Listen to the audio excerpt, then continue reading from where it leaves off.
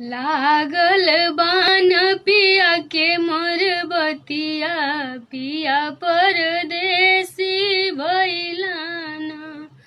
लागल बान पिया के मोर बतिया, पिया परदेसी भइलाना।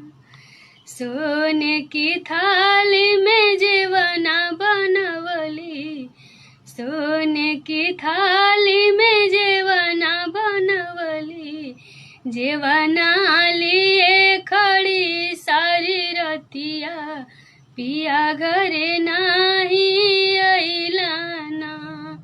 लागल बान पिया के मोर बतिया, पिया घरे नाही अइलाना। खिड़की खुली रही सारी रतिया, पिया घरे नाही अइलाना।